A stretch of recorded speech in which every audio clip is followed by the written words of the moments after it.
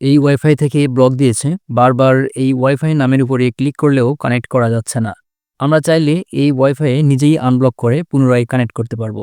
এজন্য মোর অপশনে ক্লিক করে ওয়াইফাই নামের পাশে এখানে ক্লিক করে স্ক্রল করে নিচের দিকে আসতে হবে।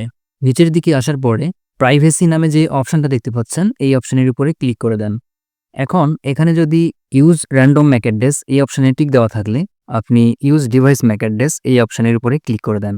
আর যদি ইউজ ডিভাইস ম্যাক অ্যাড্রেস এই অপশনে টিক দেওয়া থাকে তাহলে ইউজ র্যান্ডম ম্যাক অ্যাড্রেস এই অপশনের উপরে ক্লিক করে দেন।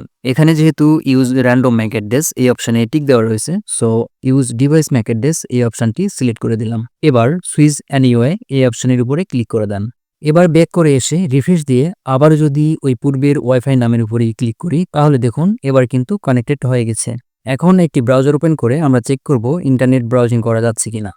ফার্স্ট.com এ প্রবেশ করার পরে দেখুন ইজিলি ইন্টারনেট ব্রাউজিং করা যাচ্ছে। That's it.